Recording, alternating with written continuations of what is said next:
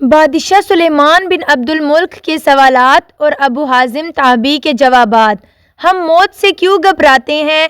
ہم اللہ کے سامنے کیسے حاضر کیے جائیں گے؟ سب سے زیادہ افضل عمل کون سا ہے؟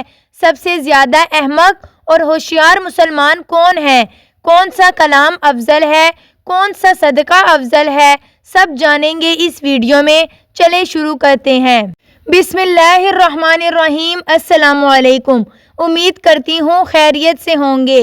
تو یہ بیان اس طرح ہے، مندارمی میں سند کے ساتھ مذکور ہے کہ ایک مرتبہ سلیمان بن عبد الملک مدینہ طیبہ پہنچے اور چند روز قیام کیا تو لوگوں سے دریافت کیا کہ کیا مدینہ طیبہ میں اب کوئی ایسا آدمی موجود ہے جس نے کسی صحابی کی صحبت پائی ہو؟ لوگوں نے بتلایا، ہاں ابو حازم ایسے شخص ہیں۔ سلیمان نے اپنا آدمی بھیج کر ان کو بلوا لیا۔ جب وہ تشریف لائے تو سلیمان نے کہا کہ اے ابو حازم، یہ کیا بے مروتی اور بے وفائی ہے؟ ابو حازم نے کہا کہ آپ نے میری کیا بے مروتی اور بے وفائی دیکھی ہے؟ سلیمان نے کہا کہ مدینہ کے سب مشہور لوگ مجھ سے ملنے آئے، آپ نہیں آئے۔ ابو حازم نے کہا، امیر المومنین، میں آپ کو اللہ کی پناہ میں دیتا ہوں اس سے کہ آپ کوئی ایسی بات کہیں جو واقعے کے خلاف ہو۔ آج سے پہلے نہ آپ مجھ سے واقف تھے اور نہ میں نے آپ کو کبھی دیکھا تھا۔ ایسے حالات میں خود ملاقات کے لیے آنے کا کوئی سوال ہی پیدا نہیں ہوتا تو بے وفائی کیسی؟ سلیمان نے جواب سن کر ابن شہاب زہری اور حاضرین مجلس کی طرف التفات کیا تو امام زہری نے فرمایا کہ ابو حازم نے صحیح فرمایا، آپ نے غلطی کی۔ اس کے بعد سلیمان نے روئی سخن بدل کر کچھ سوالات شروع کیے اور کہا کہ اے ابو حازم، یہ کیا بات ہے کہ ہم موت سے گھبراتے ہیں؟ آپ نے فرمایا، وجہ یہ ہے کہ آپ نے اپنی آخرت کو ویران اور دنیا کو آباد کر دیا ہے، اس لیے آبادی سے ویرانے میں جانا پسند نہیں۔ سلیمان نے تسلیم کیا اور پوچھا کہ کل اللہ تعالیٰ کے سامنے حاضری کیسے ہوگی؟ فرمایا کہ نیک عمل کرنے والا تو اللہ تعالیٰ کے سامنے اس طرح جائے گا جیسا کوئی مسافر سفر سے واپس اپنے گھر والوں کے پاس جاتا ہے، اور برے عمل کرنے والا اس طرح پیش ہوگا جیسے کوئی بھاگا ہوا غلام پکڑ کر آقا کے پاس حاضر کیا جائے گا۔ سلیمان یہ سن کر رو پڑے اور کہنے لگے کہ کاش ہمیں معلوم ہوتا کہ اللہ تعالیٰ نے ہمارے لیے کیا صورت تجویز کر رکھی ہے۔ ابو حازم نے فرمایا کہ اپنے اعمال کو اللہ کی کتاب پر پیش کرو تو یہ پتہ لگ جائے گا۔ سلیمان نے دریافت کیا کہ کیا قرآن کی کسی آیت سے یہ پتہ لگے گا؟ فرمایا، اس آیت سے، ان الابرار لفی نعیم و ان الفجار لفی جحیم، یعنی بلا شبہ نیک عمل کرنے والے جنت کی نعمتوں میں ہیں اور نافرمان گناہ شعار دوزخ میں۔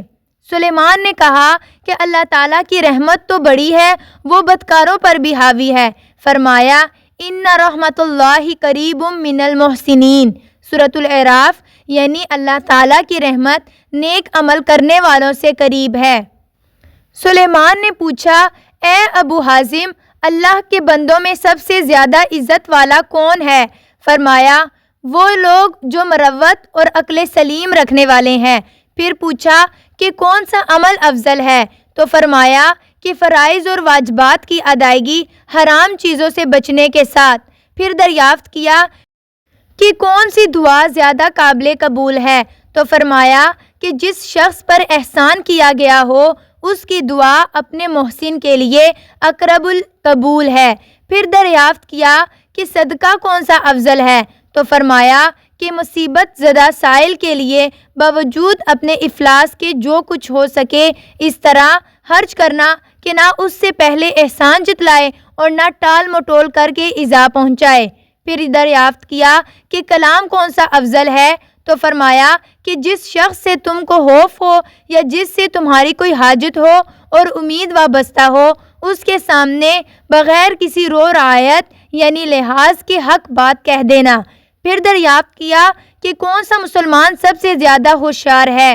فرمایا، وہ شخص جس نے اللہ تعالیٰ کی اطاعت کے تحت کام کیا ہو اور دوسروں کو بھی اس کی دعوت دی ہو۔ پھر پوچھا کہ مسلمانوں میں سے کون شخص احمق ہے؟ فرمایا، وہ آدمی جو اپنے کسی مسلمان بھائی کی اس کے ظلم میں امداد کرے، جس کا حاصل یہ ہوگا کہ اس نے دوسرے کی دنیا درست کرنے کے لیے اپنا دین بیچ دیا۔ سلیمان نے کہا کہ صحیح فرمایا۔ اس کے بعد سلیمان نے اور واضح الفاظ میں دریافت کیا کہ ہمارے بارے میں آپ کی کیا رائے ہے؟ ابو حازم نے فرمایا کہ مجھے اس سوال سے معاف رکھیں تو بہتر ہے۔ سلیمان نے کہا کہ نہیں، آپ ضرور کوئی نصیحت کا کلمہ کہیں۔ ابو حازم نے فرمایا کہ اے امیر المومنین، تمہارے آباء و اجداد نے بزور شمشیر لوگوں پر تسلط کیا اور زبردستی ان کی مرضی کے خلاف ان پر حکومت قائم کی اور بہت سے لوگوں کو قتل کیا، اور یہ سب کچھ کرنے کے بعد وہ اس دنیا سے رخصت ہو گئے۔ کاش آپ کو معلوم ہوتا کہ اب وہ مرنے کے بعد کیا کہتے ہیں اور ان کو کیا کہا جاتا ہے۔ حاشیہ نشینوں میں سے ایک شخص نے بادشاہ کے مزاج کے خلاف ابو حازم کی اس صاف گوئی کو سن کر کہا کہ اے ابو حازم، تو نے یہ بہت بری بات کہی ہے۔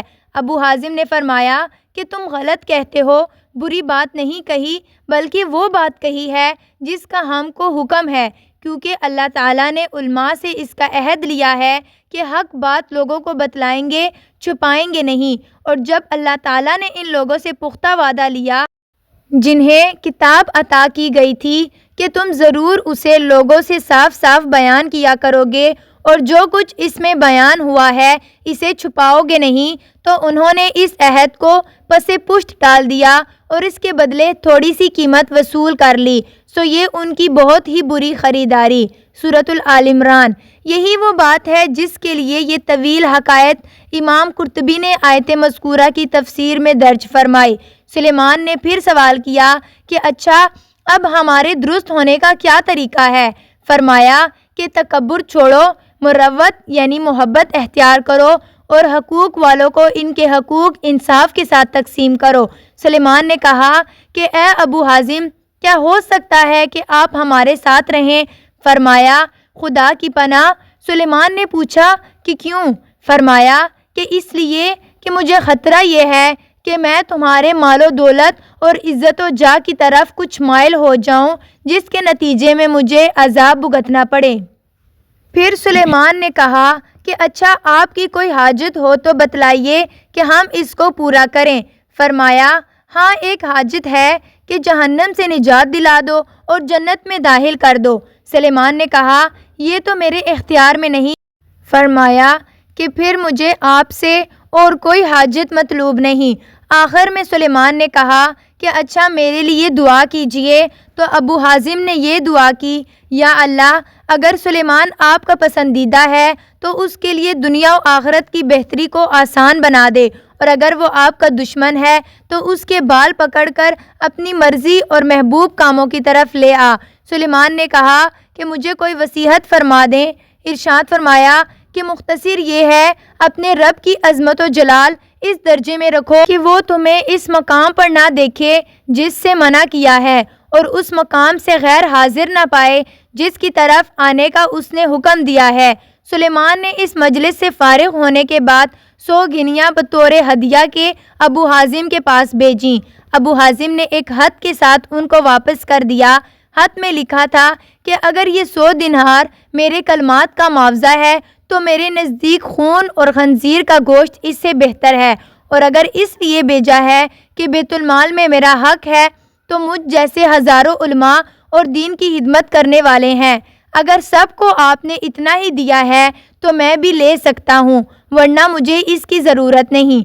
ابو حازم کے اس ارشاد سے کہ اپنے کلمات نصیحت کا معاوضہ لینے کو خون اور خنزیر کی طرح قرار دیا ہے، اس مسئلے پر بھی روشنی پڑتی ہے کہ کسی اطاعت اور عبادت کا معاوضہ لینا ان کے نزدیک جائز نہیں۔ اب یہاں یہ مسئلہ نکلتا ہے کہ قرآن مجید کے پڑھانے پر اجرت یا تنخواہ لینا جائز ہے یا نہیں، اس کے لیے ہم ایک الگ ویڈیو بنائیں گے۔ ملتے ہیں انشاءاللہ۔